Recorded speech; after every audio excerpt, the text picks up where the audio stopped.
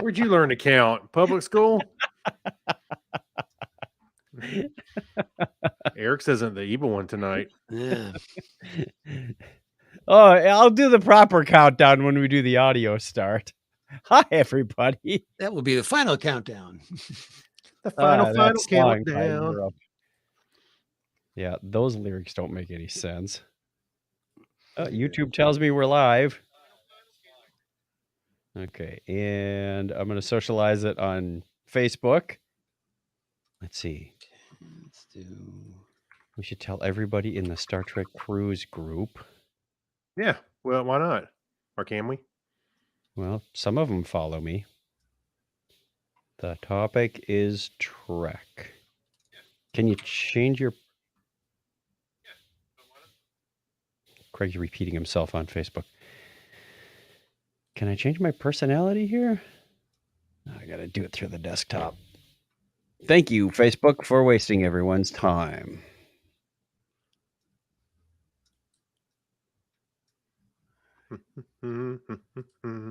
That'll be our warp speed roundtable. What's going to happen to Facebook if they don't get any more youngsters? Oh, I think they've had that problem for a long time. They do have that problem. They're actually changing their algorithm again.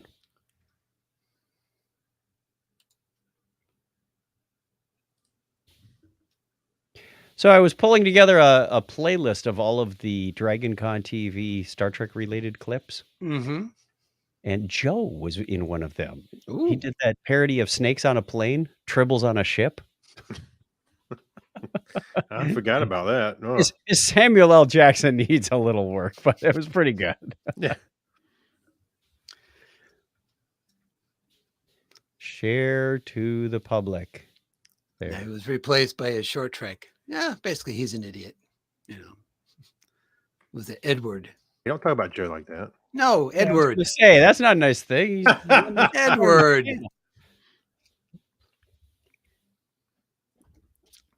Okay.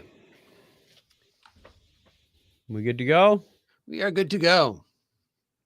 All right. I am ready. Audio looks good on this end. Audio looks good on your end.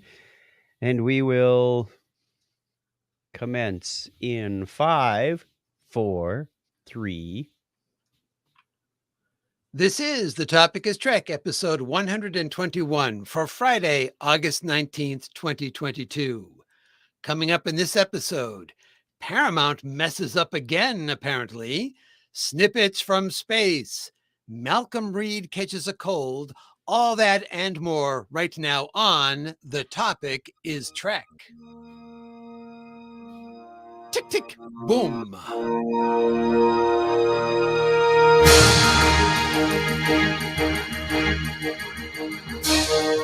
Welcome to The Topic is Trek, the podcast that runs on impulse power.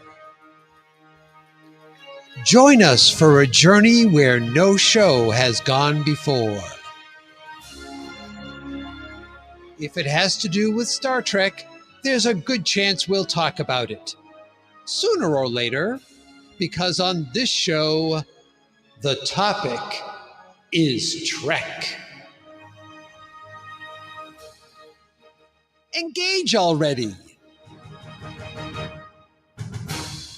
I should accompany myself sometime when we do the opening. The problem is with lag, I'll probably be like 5 seconds behind myself. So maybe that's not a great idea. Well, hello, everyone. I'm Clinton, and I'm one of your co-hosts here on The Topic is Trek.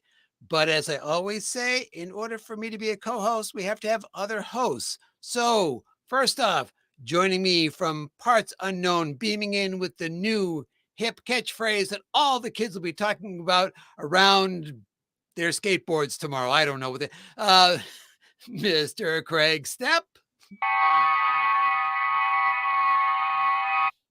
Clinton, I don't think we're in Kansas anymore. Well, it does have some new aspects to it. So it's iterative, I suppose, but still no. Well, we're not in Kansas, really. Either of us.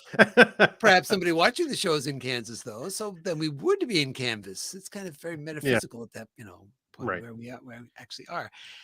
And also beaming in to join us From not Kansas is Mr. Chuck Tomasi. Hey, everybody. How's it going? It's going just great. How you doing on this fine Thursday/Friday day thing? I am doing wonderfully. And if those of you who did not happen to catch the video starting of this or listen to just the audio, you missed Clinton inspiring me to do my best Baylock alter ego during the beginning when we do that. Welcome to the topic is Trek. Just the puppet who just sort of moves around a little bit and you Yeah, I should barely even move see my the- head very slightly and awkwardly like Yeah, this that's right. as I do it. This is the flagship Asarius. Boy, Clint Howard has a much deeper voice than his brother Ron. It's Right? amazing. Do we know who did the voiceover for that? Was that Jack Cassidy?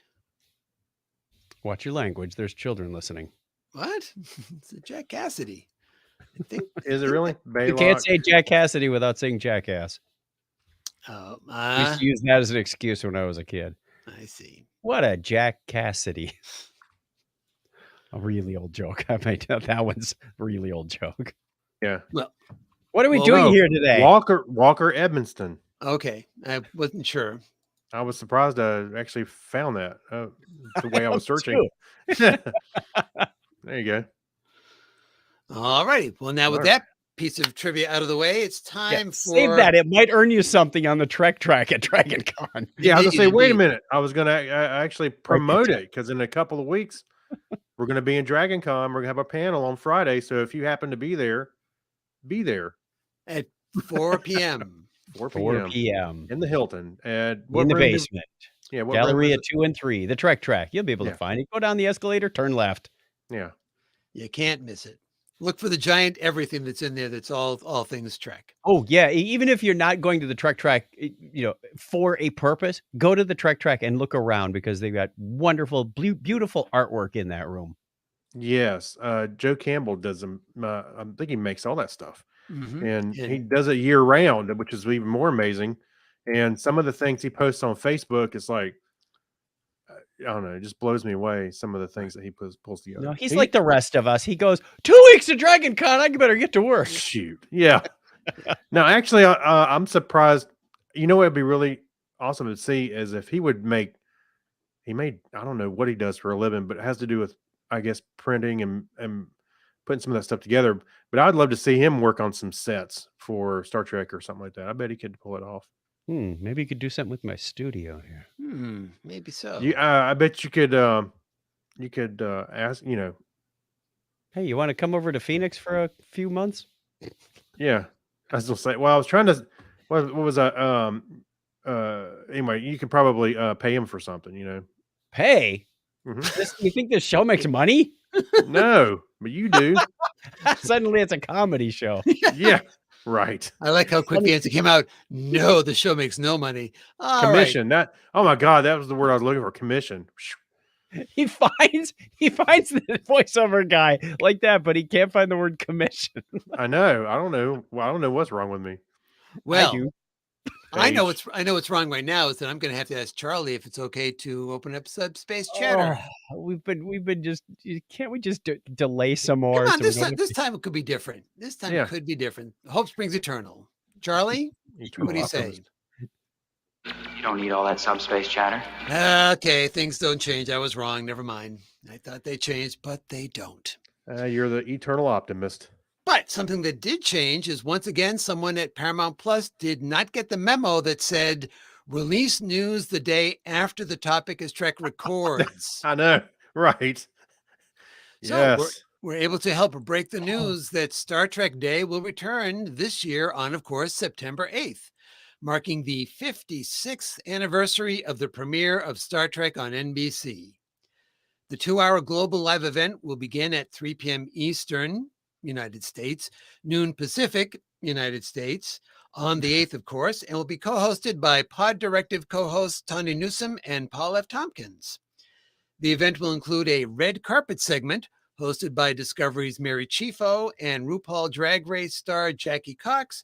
Jerry Ryan and Michelle Hurd from Picard will be there to share some Trek news. But wait, that's not all. Chuck. Tawny Newsome will also be joined by Lower Decks co-stars Noelle Wells and Dawn Lewis to talk about what's up with season 3 and who knows, maybe beyond. Kate Mulgrew and Brett Gray will be on hand to discuss Prodigy. For a bit of Strange New Worlds, expect Rebecca Romaine, Jess Bush, Christina Chung, Celia Rose Gooding. Oh, I got to keep inhaling for this one. Melissa Navia and Babs O. I'm not even going to try that last name with a cold read. They'll all be on hand. Wilson Cruz, of course, will host a behind-the-scenes tour of Season 5 of Star Trek Discovery. There will also be a tribute to Nichelle Nichols, and the hashtag Star Trek United campaign will return, letting fans contribute to charitable organizations under the Star Trek banner. And that's not all, Craig. Yeah. And there will also be cosplay, because you can't have Star Trek without some cosplay, right? And there'll be a musical guest and stand-up comedy and more. On the 8th, fans can also use the code Star Trek Day, all one word, to get 20% off the StarTrek.com site on the shop StarTrek.com site is what I meant to say. That's right. Exactly, 20%. Alex. Yeah, you can spot a value. You can. Anyway, and so fans worldwide will also be able to live stream the Star Trek Day celebration for free at StarTrek.com/day or on YouTube on their official, on the Paramount Plus and official Star Trek channels, Facebook, Twitter, TikTok. It will all be available to stream. You can find those everywhere, I'm sure, pretty easily, as easy as I found out who spoke for Baylock. And that's at the end of the show. Who speaks for you, Baylock? Who speaks for Baylock? And also, you can afterwards, once this is all said and done, it will show up on Paramount Plus's page, and you can watch it on the page on their site, and you can watch it there on demand. So anyway, we will have links to all that and more. Just go over to our show notes for episode 121 over at thetopicistrek.com. So I hadn't thought about the fact that Star Trek Day was almost upon us and we hadn't heard anything, but all of a sudden today it was just a flurry of announcements. So they've been working on it behind the scenes. It's funny you say that, because the other day I was going, I wonder what they're going to do for Star Trek Day, but I haven't heard anything. So now I have. Get your towel. Oh, that's the other one. Yeah, I'll still carry it. You should always have your towel. You should, but that's a different franchise. We're not going to go there right now. The topic is Hitchhiker's Guide to the Galaxy. That rolls off the tongue. Yeah, put that in URL. All right.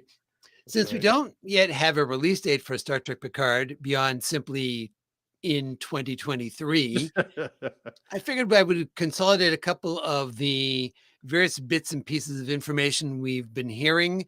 Some of you may have heard some of these things, and other things you may not have. So this is just a whole mishmash of things.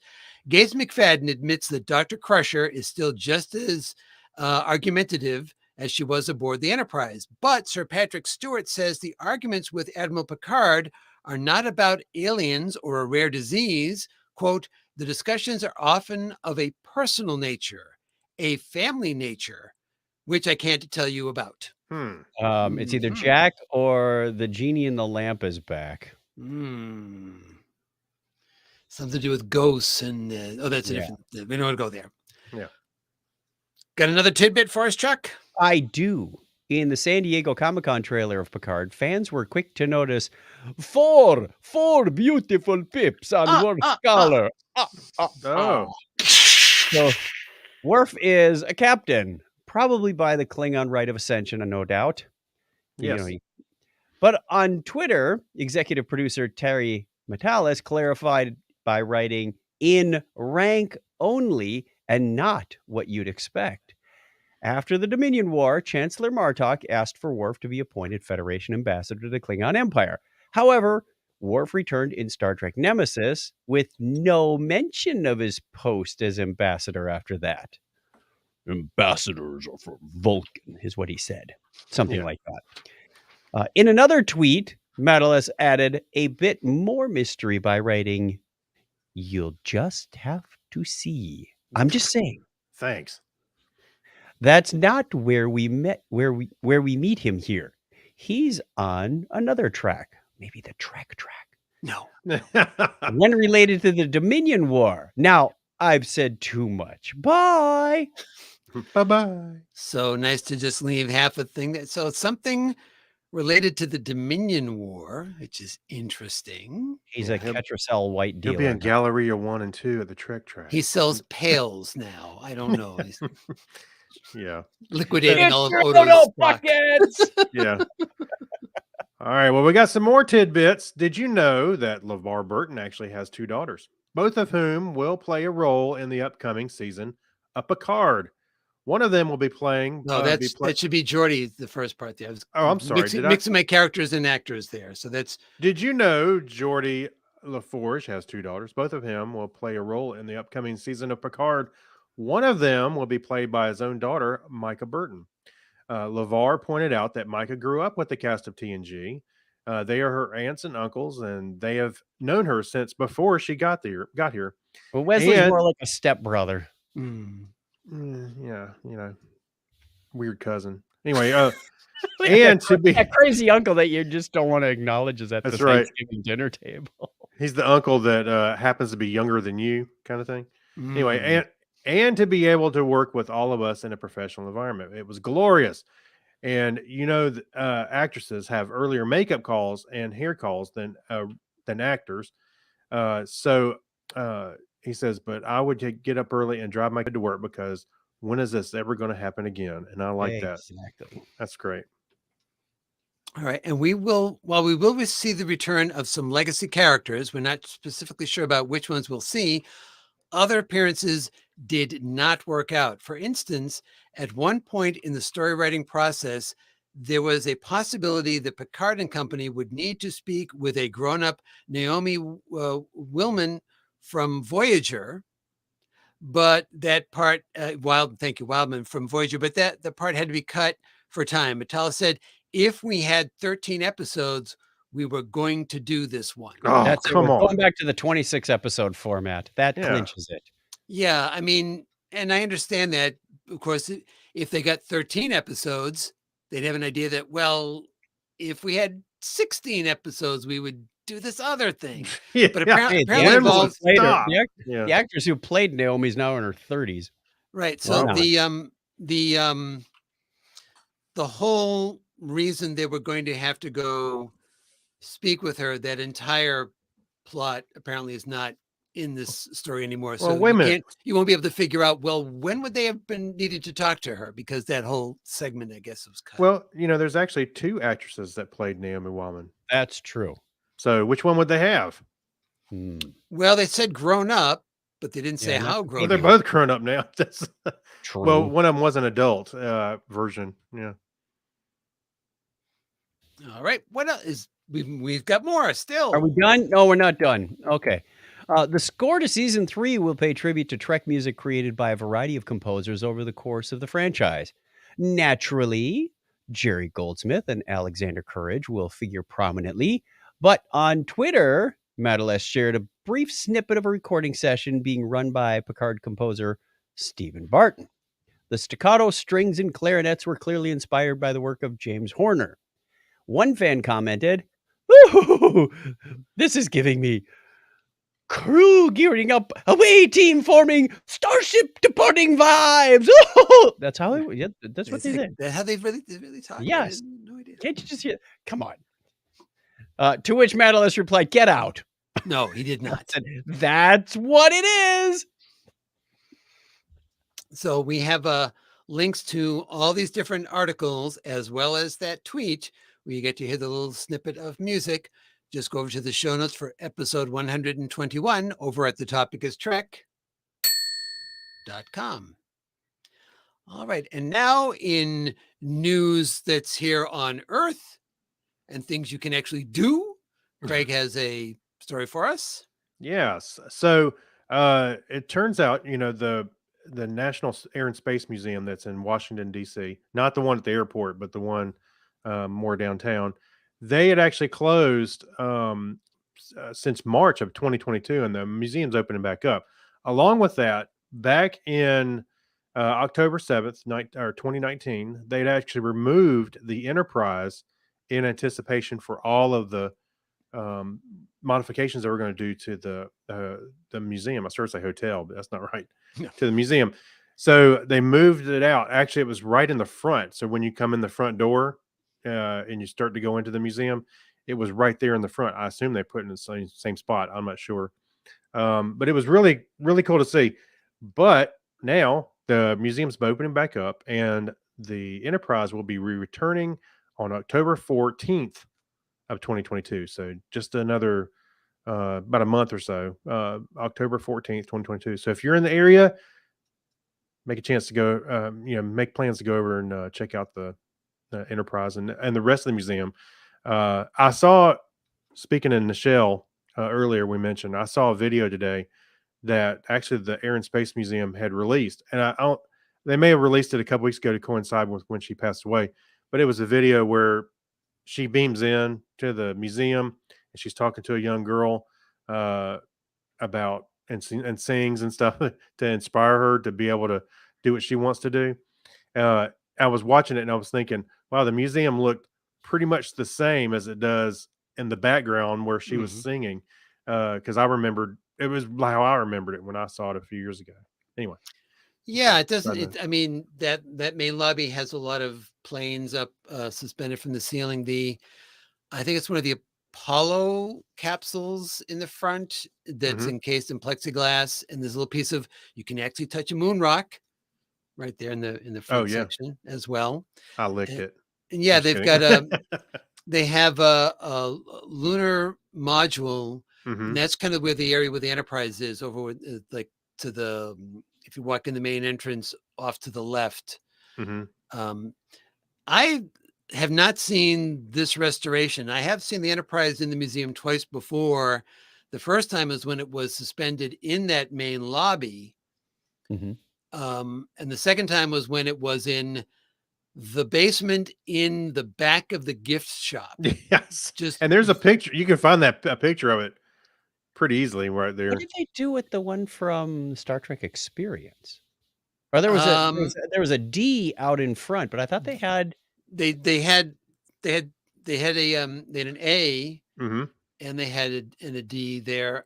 I think that all that stuff kind of ended up getting destroyed, which is a darn shame, because those were great models and they were huge. And maybe that was the problem. It was like, well, we don't know where to store this stuff. And well, the thing about it, it was huge. Where would you put it? For storage. Donate it? Huh?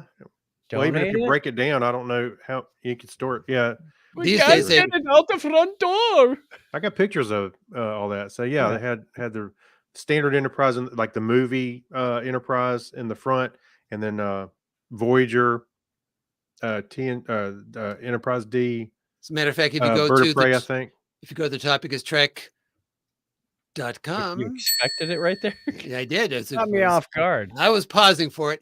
You can see one of them, because that's one of their images on the site, a picture I took from the Star Trek Experience of you and about 8 million other nerds.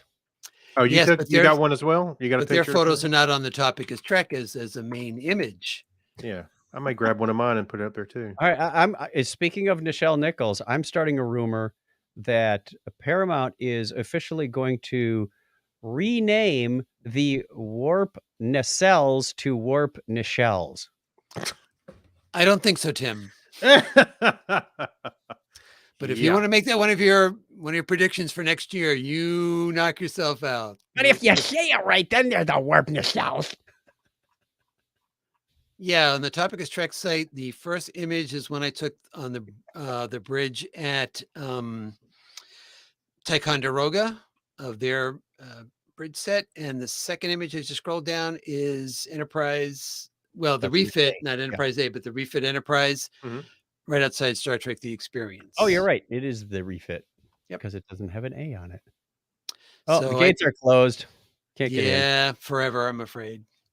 But let's not be sad and talk about that, shall we? Let's move on to something else. Sorry, the experience is closed. The moose outside should have told you. Exactly. The Ferengi out front. Punch a slot Ferengi in the nose. the slot machine out front should have told you. The pit boss out front should have told you. Anyway, Right. Walmart has reached a deal with Paramount Global to include Paramount Plus as part of the retail giant's Walmart Plus. Everybody's got to be plus.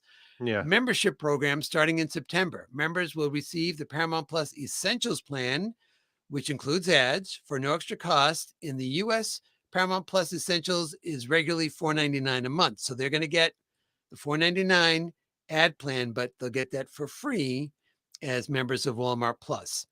The Essentials plan does not include local live CBS stations, available only in Paramount Plus Premium, or for us legacy people in the original low ad plan.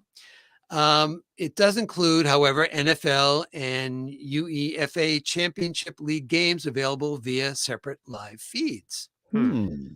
The move by Walmart is intended to make Walmart Plus, which launched in September 2020, but it's a great time to launch, more competitive with Amazon Prime by adding a streaming entertainment component.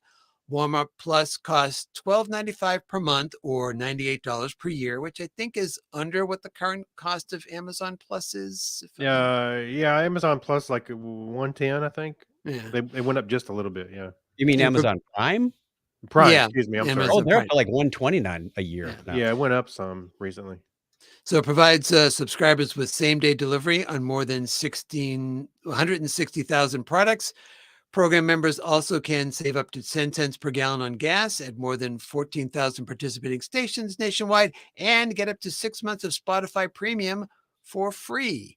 None of the people mentioned in this show are sponsoring this in any way. No, absolutely not. But I thought it was interesting because I think I read one article or the headline of an article that seemed to imply that, oh, this is a desperate move by Paramount Plus. And I'm thinking, no, this is what you do. You get people to experience your service. And, when you have just that 2-week trial, anybody that goes into a 2-week trial is going in to binge watch Something. couple of things they want and then they're done. They don't, Yeah. sign up for it. But this way it's there all the time. What's on TV? Let's check out Paramount Plus. So I think that, and obviously somebody's paying. It's not like Paramount Plus is just giving it to Walmart. Walmart is footing the bill. Yeah, they get a little cut. Yeah. Right. For doing this. And I think if I'm not mistaken, I can't remember. There was another company they were partnering with too. So it's just like Amazon Prime. You can do add-on subscriptions to other services as well. And I want to say that Paramount Plus may also be an add-on for Prime. It is. It isn't. Well, you can get it. That's right. CBS All Access was originally. Yeah. Right. I mean, it's right. So you pay what you would normally pay plus that bad choice of word. In addition, to avoid another plus in here, YouTube, I guess, is considering doing exactly that same thing, being able to sign up for streaming services through YouTube.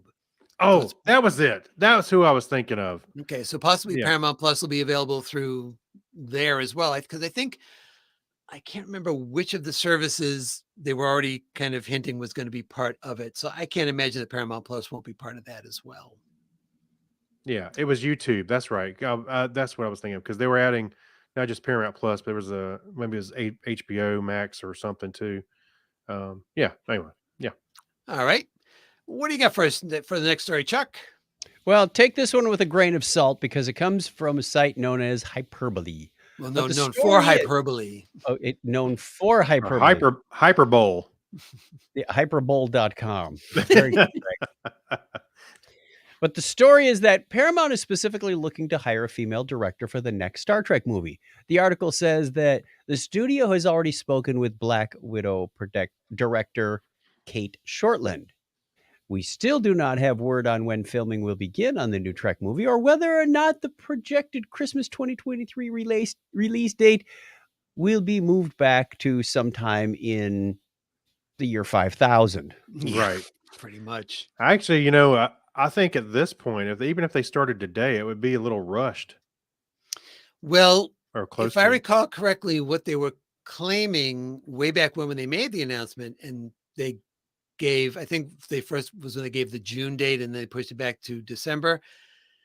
They were saying filming by the end of the year. So theoretically, they're still on track for that if that was their plan. Mm-hmm. It'd be a lot But- cheaper if you do time travel back to the year 2022. Mm. Not as Now, many what's- sets and effects. A little more What's dangerous. weird about this is that they actually had, if you guys remember, at one point, one of the iterations of this next Star Trek movie, they had a female director, Hmm. Yes. but Mhm. they didn't. That thing dissolved, and she moved on to another project. So it's not unprecedented for them to want a female director for this next movie. They just have to have a movie for the person to direct. I know. Yeah. The problem is they need some material. That's right. And we don't have any other word about it yet. But that's certainly, there are things happening behind the scenes that we don't know about, but how much we don't know either. Yeah. All right. And I believe you have the last story for us, Craig. Why, yes, I do. And actress Kate Mulgrew will be visiting the Catherine Janeway statue in Bloomington, Indiana on October 23rd. However, some fans have expressed concern that such a move could cause problems in the future.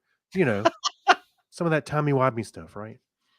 But have no fear, Mulgrew is aware of the problem. And in a tweet, she stated, quote, I'm not going to do her voice. I solemnly promise to not cause any temporal anomalies when I visit the statue in Bloomington this October.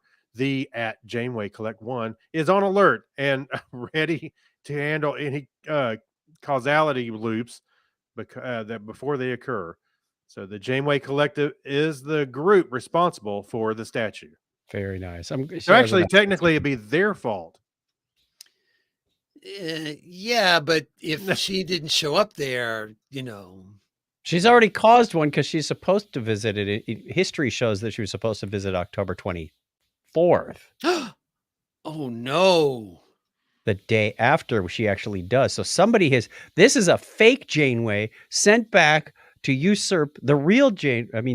the Temporal Cold War. It's come back. Oh. It's come back. Daniels, You have nothing to fear, Jonathan. Whatever, Shadow dude. Daniels, don't. There you go. And we have no news out of Vulcan, Alberta, Canada. I mean, we have news, but It's the not kind of worthy. news I've been.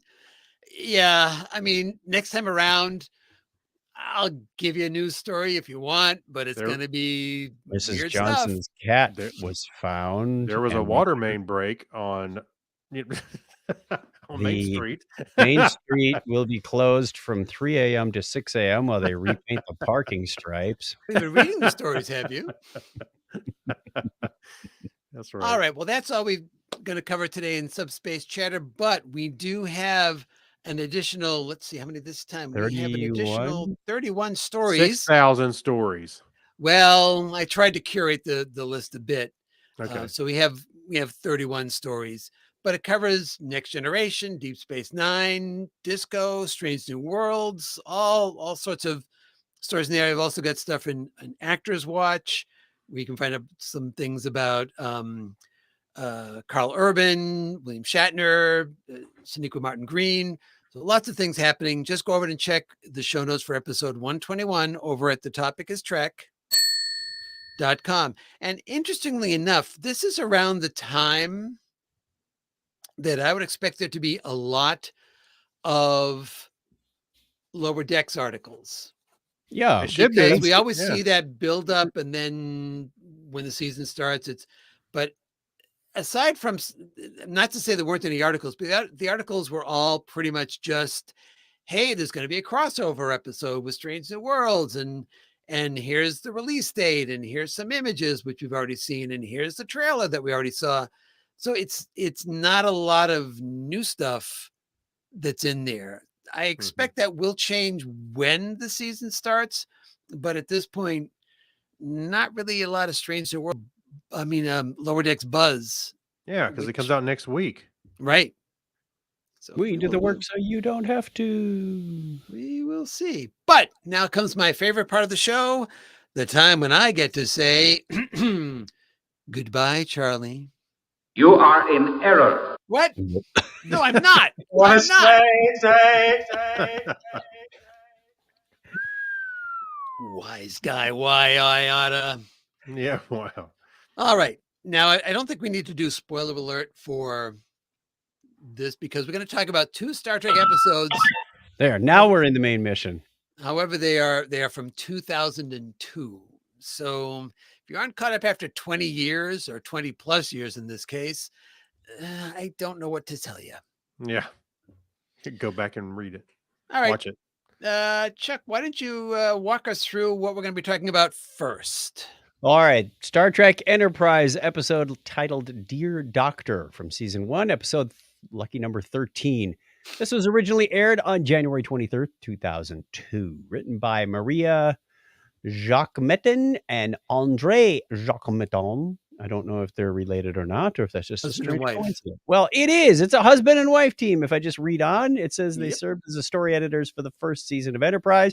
The pair have gone on to work on other series, including serving as writers and producers on Mad Men, where they, along with their colleagues, won Writers Guild of America Awards for Best Series in 2008 and Best Drama Series in 2010.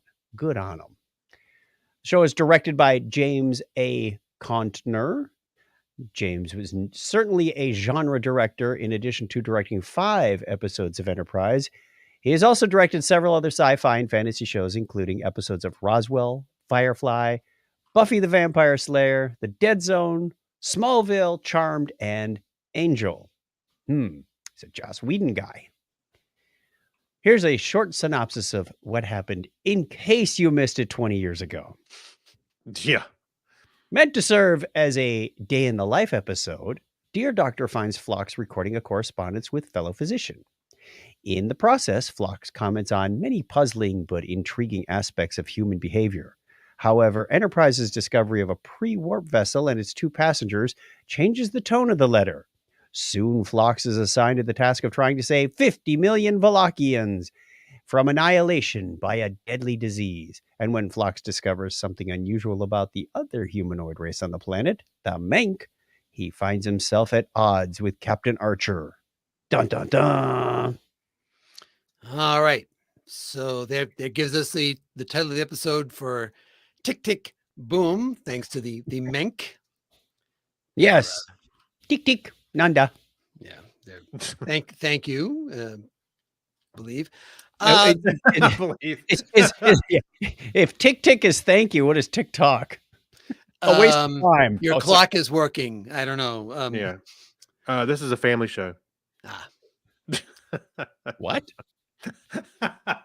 So this episode was kind of a mixed bag. I mean, this is since Next Generation, we've had episodes like this of day in the life type of episodes where it starts off one way and kind of morphs. Data did that. Mhm.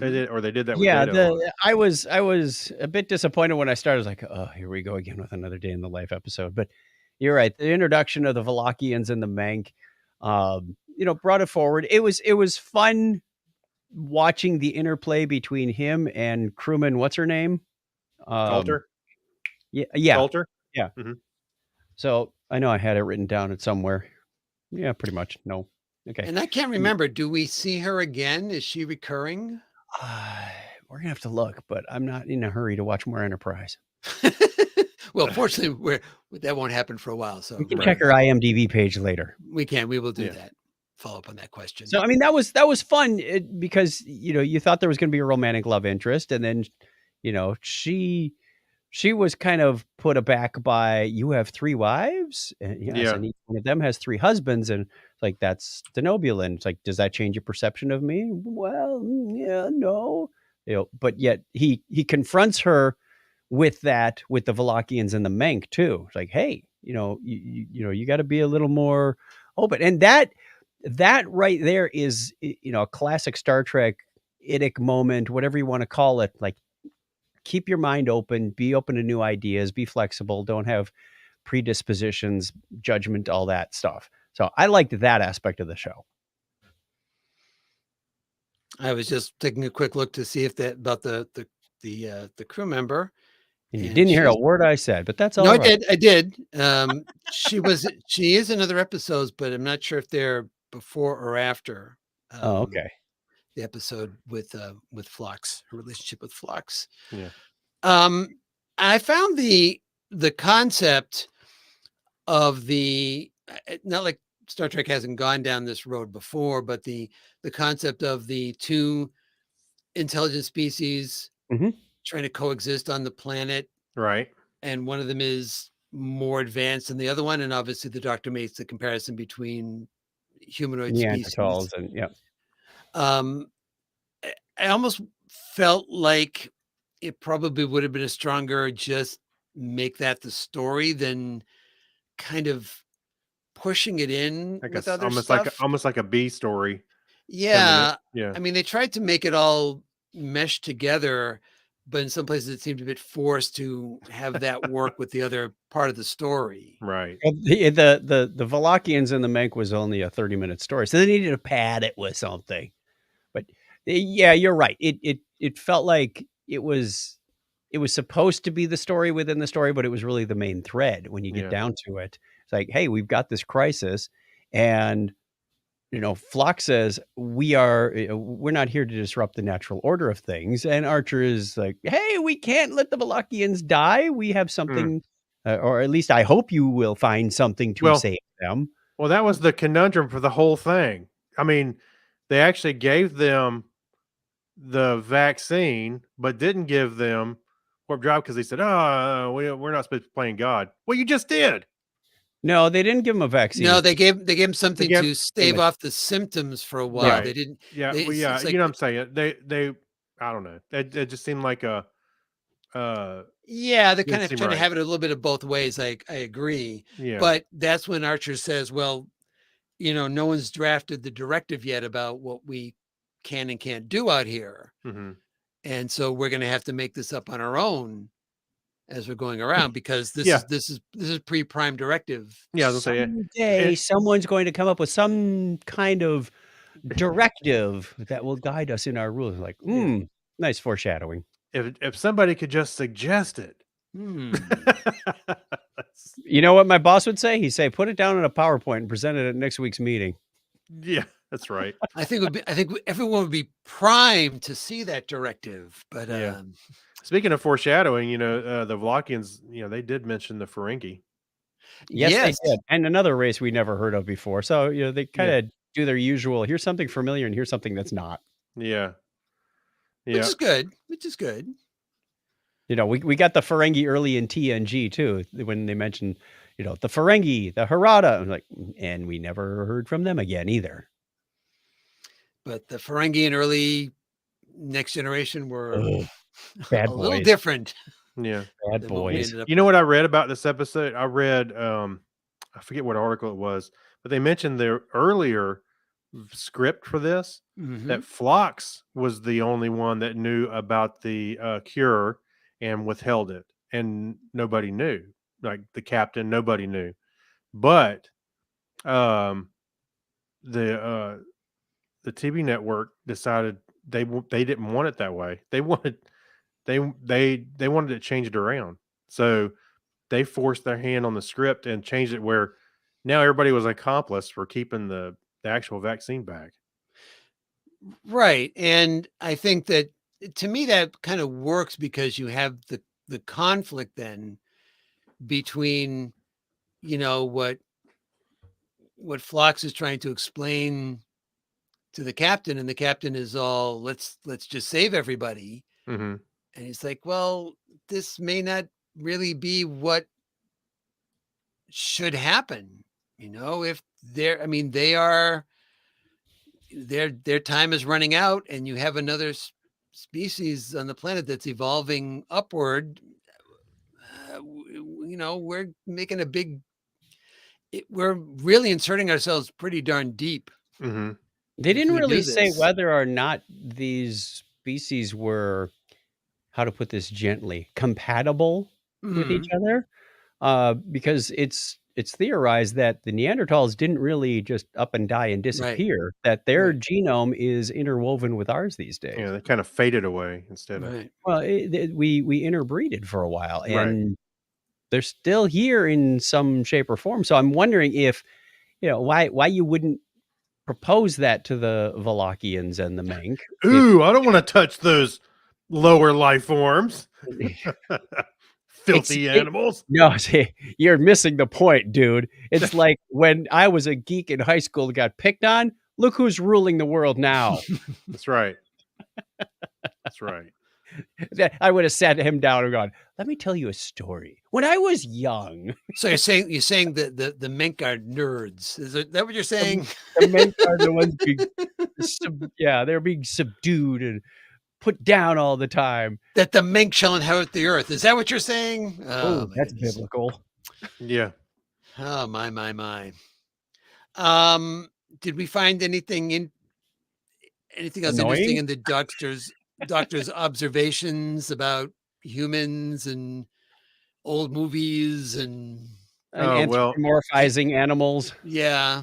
Well, I love seeing Trip, shed a tear. Ah, Watching a movie. he's Yeah. very he's I got something in my sensitive. eye. I got Yeah. something in my eye. Yeah, I'm okay. I'm not crying. You're crying. Yes, we get to find out that cheese is not an essential part of Porthos's diet, Or shouldn't we- be. yeah. We knew that, because he from the beginning, he gives him a piece of cheese. That's the last one. You're not supposed to be eating that stuff. Yeah. Right. Like, well, Let me give my lactose intolerant dog some cheese. Because he loves it so, and then he doesn't. That's right.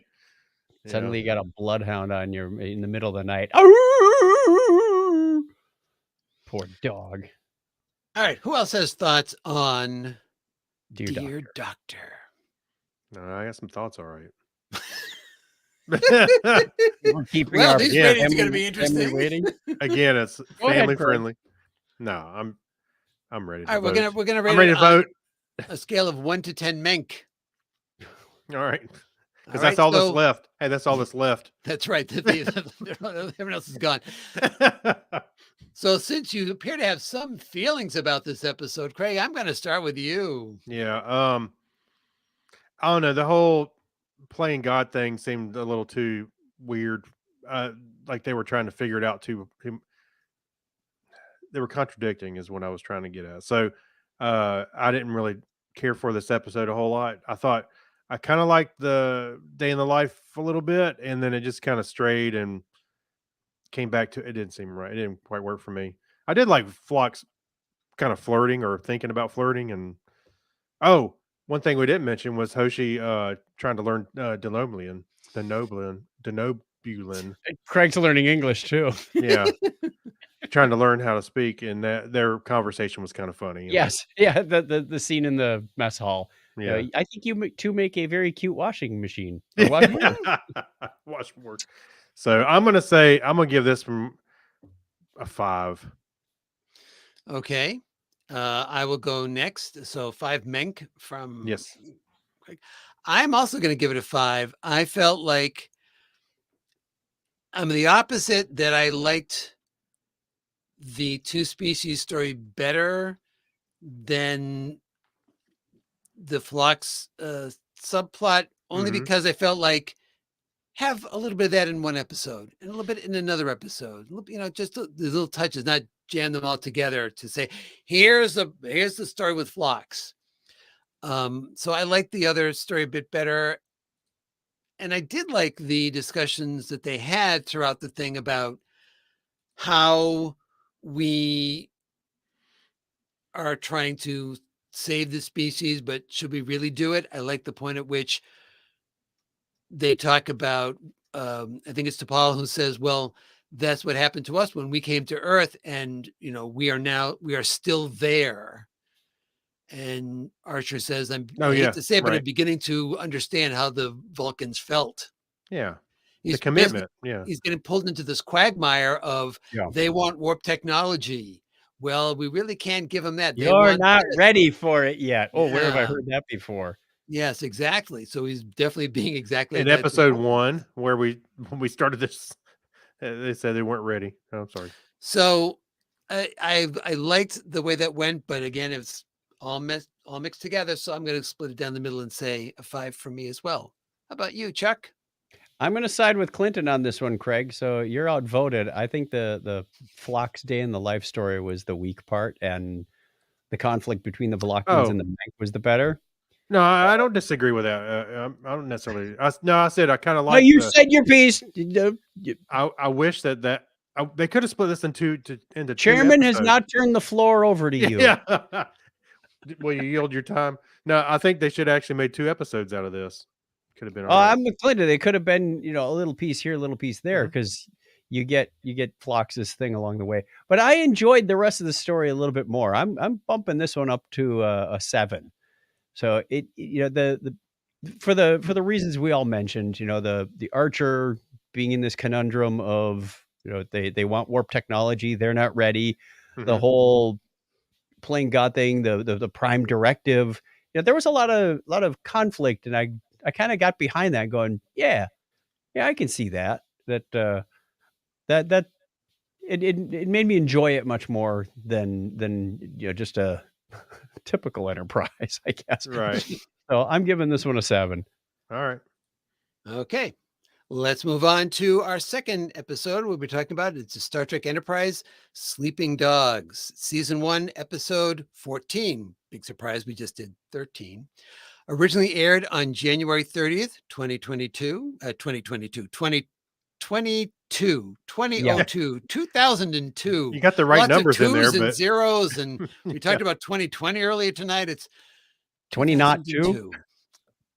That's right. The early 20-aughts. Anyway, it was written by Fred Decker, serving not Deckerder. Oh, he's not related to Matt? Right. Yeah. Served as a consulting producer in the first season of Enterprise. This was one of 3 scripts Fred Decker had a part in writing. He also wrote and directed RoboCop 3. Hmm. But perhaps his biggest claim to fame came from co-writing and directing 1987's cult classic, The Monster Squad. Oh. So lots of fans of that out there. Very, very Yep. much a cult classic. And it was directed by Les Landau, a Star Trek veteran. Landau directed 34 episodes of The Next Generation, Wow. 14 episodes of Deep Space Nine, 9 episodes of Voyager. Should have done 9 episodes of Deep Space Nine. And Yeah. this was his only time directing Enterprise. Okay. But Landau also directed many non-Trek projects, including original episodes of MacGyver, Lois Oh. and Clark, Charmed, Mantis, SeaQuest 2032, Sliders, and more. Wow. He's been a busy guy. Indeed he has. Mm-hmm. Here's a short, exactly, Eric's. Here's a short plot synopsis. The Enterprise drops out of warp to survey a Class 9 gas giant. Probes indicate there is a ship slowly sinking into the atmosphere. Taking a shuttle down to the disabled vessel, Sato, Reed, and T'Pol discover it is a Klingon vessel of previously unknown design. Most of the crew have been disabled by a neurotoxin, but one female warrior steals the shuttle and attempts to flee, putting out a hail for Klingon assistance. Enterprise must stop the Klingon, rescue the landing party, and try to depart before any more Klingon ships arrive. All right, my big question with this story, see if you guys can answer it for me, because did I blink and miss it? Was there a reason that Reed had a cold? Plot device. But plot device for what? I don't know. And it really seemed to subside for a long time and then just come up conveniently at certain points. I wonder. mean, I have a feeling that he actually had a cold, and they worked it in the story. Well, that's what Bonnie was saying as well, because he sneezes in the first scene where he's doing the phaser training with Hoshi Sato, and then he makes comment about it when they're on the shuttle going down. But he was perfectly fine. Right. And then he can't smell cold. He can't smell the bad smell on the Klingon ship. And as far as I can tell, and that's it. Yeah. That it just stops there. Yeah. And it's like this is the worst case of Chekhov's gun. that I've ever seen where Right. you introduce something in the first scene and it just fades away by, act 2. It That- didn't mean anything. Yeah, it didn't need to be in the story at all. I'm wondering if maybe the writing crew took a sabbatical for a while and came back and forgot. Oh yeah, he was supposed to have a cold. Yeah. That was supposed to be for something. What was it supposed to be for? I can't remember. Don't worry about it. Well, it allowed him not to smell the ship. But to what end? Yeah. I mean, Well, he was, if there was a reason for it, great, but hey, Right. you know what? If you had a dog like mine, you would understand. From time to I mean, time, when they crack open their face shields and go, "Oh wow," it's you can't smell it. No, they He fall on the could have floor. just as easily and gone, "Yeah, whoa, that's terrible." Yeah. Yeah, I know. I don't know. Maybe they wanted us to feel something for Reed. I really do think Dominic had a cold for real, and then they probably really cleared up towards the end. yeah, the next 'Cause day it's they like, don't, it's yeah, all they don't done. film it in order. So Yeah. So Actually, I was doing a quick search to see if that was written anywhere, but I don't see it. I don't know if I'd be able to find it quick enough. So to me, that just stood out going, because I figured he has a cold. Here's me trying to like outthink Enterprise and doing a better job of it. Right. He has a cold. They go to a ship that is unknown. And I figure he's going to bring germs with him. right, yeah, the Martian, not Martian Chronicles. No, War of the Worlds. That's it. And nope, nothing. Just kind of sneezes a bit and says, "Oh, I'm stuffed up and I'm done." They could have done that. They could have done that because the Klingon lady, what was her name? Officer Bukha. Yeah. She assumes that their crew is wiped out because of the Federation people. Right. Like, yeah, you could have worked that in and said, your guy had a cold, he brought it to us, and that's that. It could have been used as a stronger argument. You ever seen a Klingon sneeze? It ain't pretty. No. You guys don't do anything small, do you? That's right. We got to see some dead Gox, so it was no good. And some Yeah. live targ and Throw some it dead out. targ. Well, that's Yeah. right.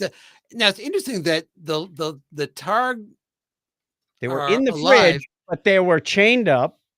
but that they were alive, and no one made the comment, why are they still moving around and they're not?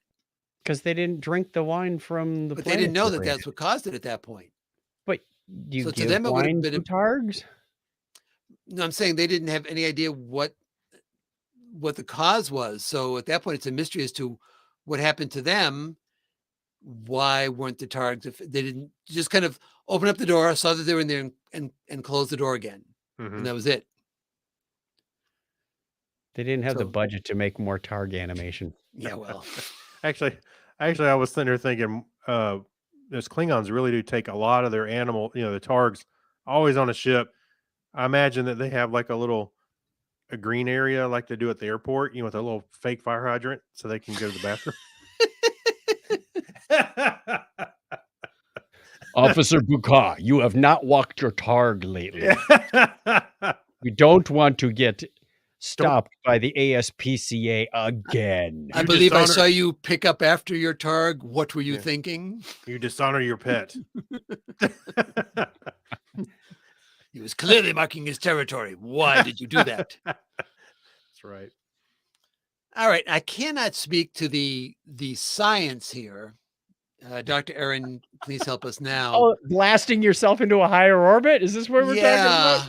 Yeah, no.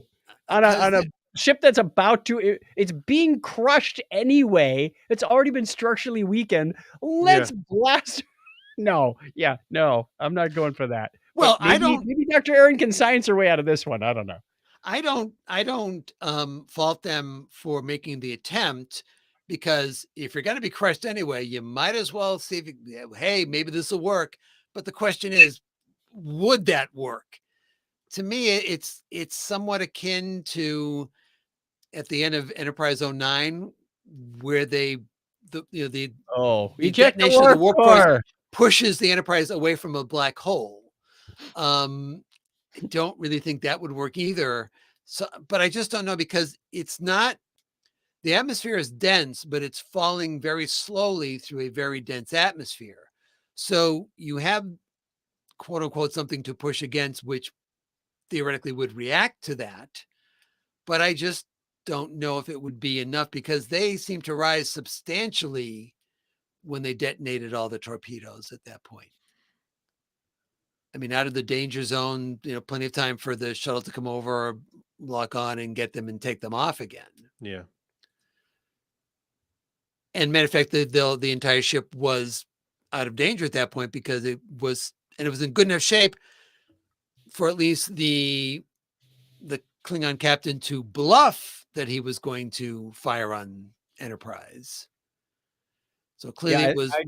I liked that aspect of Archer kind of getting inside the mind of a Klingon. You're studying up on his foes, learning, hey, I think I showed a sign of weakness. And then when he's on the bridge later going, no, you can't blast us. You're already, damaged. Get out of here before I blow you out of the sky. I think Archer's discovering that this might be a running thing with the Klingons, trying to deal with them. You think? But it was interesting, because it also points out the fact that it's very hard to have negotiations or have a conversation, because you realize the way to communicate with them is insulting, is trying to one up, and so it's not the way we think, and therefore it seems like there's no way to really have a substantial conversation with that type of mentality. Mm-hmm. Right? They had to edit this scene out, but when the Klingon commander, the Klingon captain actually woke up, he turned to Baka and said, "The ship out of danger." So look on your face, Clinton.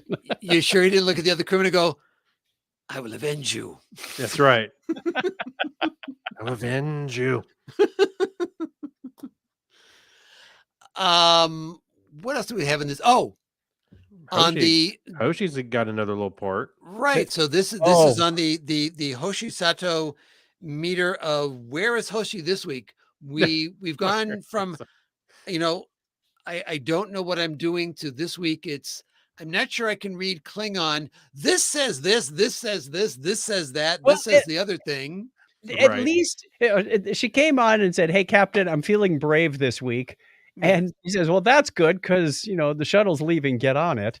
Yeah. At least she was doing her job this time, instead of being shoehorned into something she really wasn't qualified for. Right. And it's like, okay, you're right though. It was a little over the top. Like, I'm reading Klingon and speaking it are two different things. This is the warp eject course, right? Right. Yeah. So I'm not saying it's over the top. What I'm saying is that it's one of these cases of, if you've established that she's very good with linguistics, and that she's definitely on the fly done this type of thing several times in the series so far, about the universal translator may not be working, so you can communicate with people in the moment type of thing, and she's read other writings of stuff, and you have her doing phaser training with Reed, you have her gaining this confidence through this meditation with T'Pol, and then she's all for, hey, I didn't come here to to die, and we're going to blast these things and try to get out of here. So you're representing the character way X, and I guarantee you the next time we see Hoshi Sato, she's going to be someplace else. They just cannot lock this in. Who is this character? That's right. Well, wait till you get to the mirror universe. Right. Well, that's a bit different. She's very confident of herself in the mirror universe. Slightly. No spoiler alerts. Come on. No spoiler alerts. Yeah, that's right. That was only like 17 years ago. Yeah, it's completely different. By the time we get to it, it'll be 20 or more. Hey, by the way, spoiler alert: Ferris Bueller didn't get caught. So, everything. You have to define getting caught. Now, in this episode, I believe also Reed comes across some of the armaments and is going, well, what are these things? That Oh, he's, torpedoes. yes. And we find out that they have no escape pods, which really wasn't a surprise, I suppose. No, Klingons wouldn't escape from anything. Well, well, Trip kept the seat warm for his captain. There's that. I did like the after the initial conversation with the Klingon woman, Archer goes, "Remind me to stop trying to save people." Yeah. Yeah, There wouldn't be much of a show, would it? that's right. I said the next episode he goes to help somebody. No. Don't Nope. help You me. said. Sit I'm back supposed to down. remind you. No, Sit no, back no, down. no. That's right. Back away. Reminds me of that line Back away. from Weird Al song. Yeah, I know this Klingon's really got you annoyed, but remember, if you kill her, that you'll be unemployed. Hey, wait! Look, I'm wearing a Weird Al shirt. Please tell us, regale your tales of Weird Al one more time for us. No, I'm not. You were singing it. I know. That's why I was like, there you go. All right. And then we have our last scene of the episode, the decon chamber. The Enterprise for some reason seems to love Oh to show my that God. decon chamber. They weren't quite as There was no gel sweaty involved this boiled time, up. at least. Yeah. There you Yeah. go. My favorite quote from that. Oh, it certainly feels nice to be clean again. It is pleasant. Yeah. I'm like, come on, y'all. It's like soft porn or something in there. He's sitting right there, goes doot doot, and they're all just like, "You get it. I'm not getting it. You get it." Nobody wants to answer the comm. Right. Yeah, so- that was a bit of like they like hiding out. Doctor, I think I have a headache. You better leave us in here for another 6 weeks. Just right. So we have T'Pol. Either she's lying or exaggerating because she didn't really have a headache. She lies in the next episode too. She's not very good at this. Hasn't she read the manual yet? How to be a She's Klingon. Ruining right. the whole Vulcan mystique thing by telling lies. She's Vulcaning up. I mean, it's not even like Spock was half human, so he could get away with it, but she's disappointing me. That's right. All right. Any more thoughts on sleeping dogs or sleeping targs? No, what are we rating this in Hey, targs? wait. Ah, Did you smell that? I can't smell I anything. I can't gotta go. smell the thing. Yeah. I've got this terrible cold. Exactly. We all sound like Rudolph now. All right. She said I'm cute. All right. Yeah. We'll go with targs. So we'll start with Ah. you, Chuck. 1 to 10 targs. 10 targs is just a fun alliteration. 10 targs.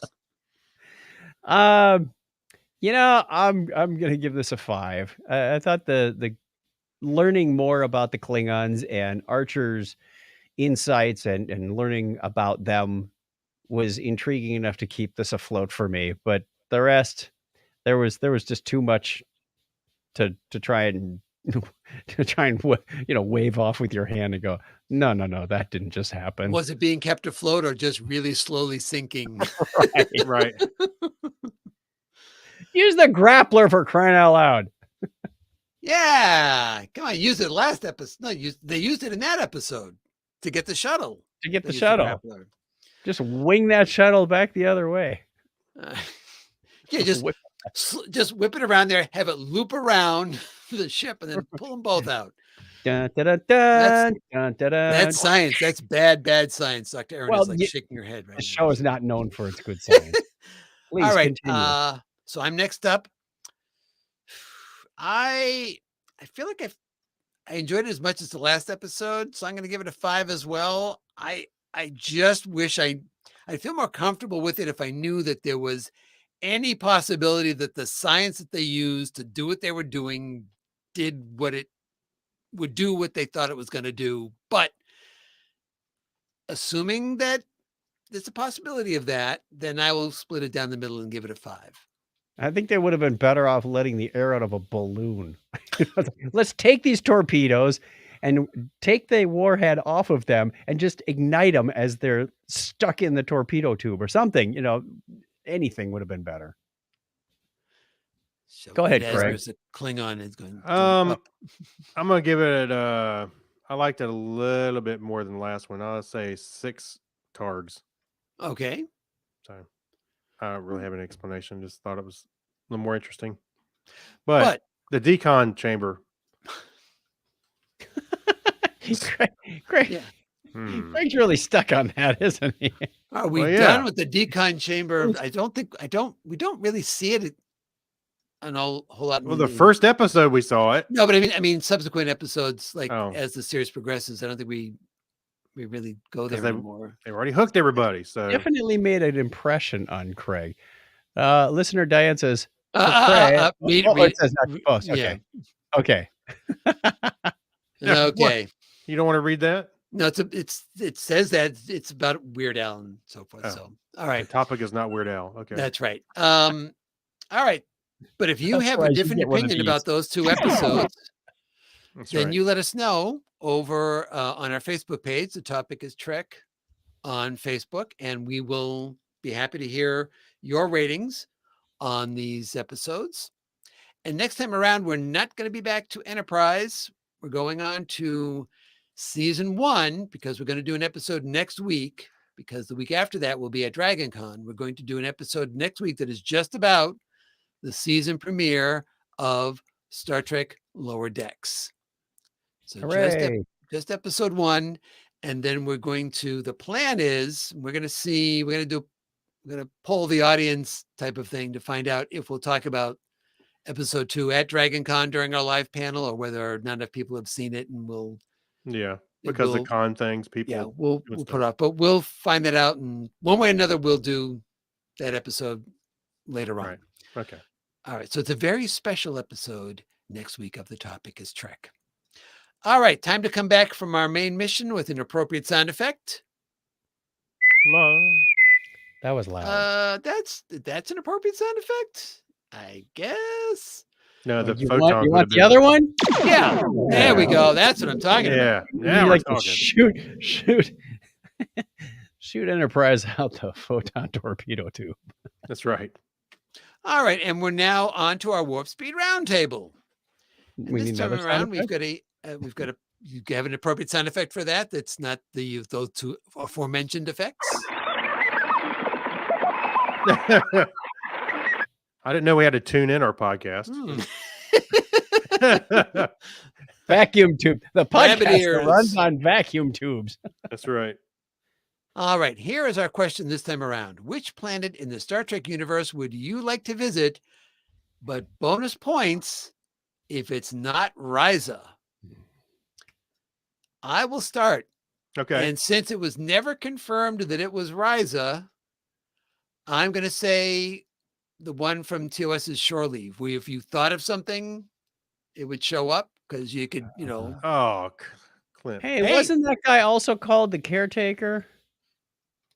Was he? I don't remember for sure. What was his title? I thought he was a caretaker. I mean, he might have been referred to as that, but I don't think it was his title was that. But so you're looking at, because they never said that was Risa, and that's not the way Risa works. Yeah. So I'm assuming it's a different planet. Certainly not how it works. Did you have one in mind, Craig? Yes, I did. The Shore Leave planet, exactly the same one. That's why I was like, "Oh, come on!" Oh, I thought you were. I thought for sure you were going to pick the planet from the apple, because feeding Vol is what you want to do every day. What did you want? I was going to say something like, the salamander planet from Threshold, but no, nobody wants that. Hey, there's 3 lonely salamanders up there. There are. Someone's got to look after them. Hey, what? I heard there's some really good timeshare deals on Andoria. And on Genesis. Air conditioning is included. Or the Vulcan planet in the Kelvin timeline. No, you can't go there. No anymore. But I have. Does that mean I can stop paying my timeshare fee for Vulcan? Nope. The explosion of the planet is clearly covered in the contract, and you still have to pay. You can go to What am I paying for? There's This nothing is, to clean is up. set the Alpha 5. Yeah, if you want to be alone There. and with your That's thoughts, where go they're there. going. We're taking a road trip to SETI Alpha 5, Are you going to the garden spot? That's right. the oasis of SETI Alpha 5. That's right. Okay, we want to know what your thoughts are, dear listener or viewer. Where do you want to go? What's your favorite Star Trek universe planet to visit? And Actually, the planet, they're all going to the- say the shore leave planet. yeah. Actually, I thought the planet that the Baku lived on weren't too bad. It's kind of Hmm, nice, and you could de-age too. Ooh, That's now there true. we go. That's Yeah. true. You just But, got to you know, watch out for the pesky Sona. A lot I of know. tourists go there. It just, it becomes really like, oh, look who else is here de-aging. Just like, Is give it that person about a week. Botox or is it Baku? Yeah. yes, but please let us know. Leave a note over on our Facebook page. What planet in the Star Trek universe you would like to visit, and bonus points if it's not Risa. All right. All that said, it's time to refill the dilithium chamber and to warp on out of here. You can find me, Clinton, over at Comedy Forecast, all one word with the number 4.com. You can also find me on Twitter, MeWe, Instagram, Facebook. And I'm thinking, when you go into the grocery store and you get there's like a box way at the back that you can't reach. It's on the top shelf. You just can't get. I'm there as well. He works all week on those. Who speaks for you guys? This is Baylock. No, I didn't ask for who speaks for Baylock yet. You will be. Can't do it with a straight face now. You will be directed to the website Technorama at talkchat.com/Technorama or search for Technorama Podcast on your search engine. How's that? Perfect. Worst one ever. That's right. I give that 2 targs. 2 targs up. All right, Siskel and Ebert, thank you so much. But it is now time to hit the theme, boys. If you like the show, please be sure to tell a friend about it and subscribe so you never miss an episode. We'd love to hear from you. Follow us on Twitter at The Topic is Trek, visit our Facebook page, or visit thetopicistrek.com. Until next time, on behalf of Chuck, Craig, and myself, I'm Clinton, thanking you for listening. And as we always say here on The Topic is Trek, don't Don't put on Put on the red red shirt shirt. or the gas giant if you're watching.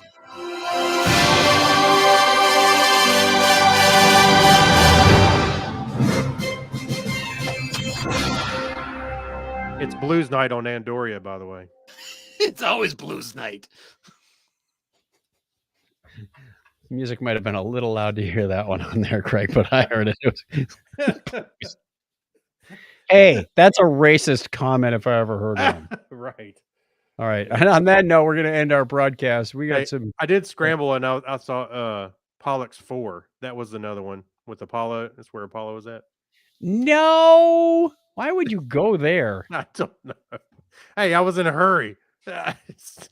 Clinton stole mine. Who mourns for adenoids? Okay, no, let's definitely got to end the broadcast Who, right who now. mourns for Altoids? Bye, everybody. Bye, Bye. bye. See you next week.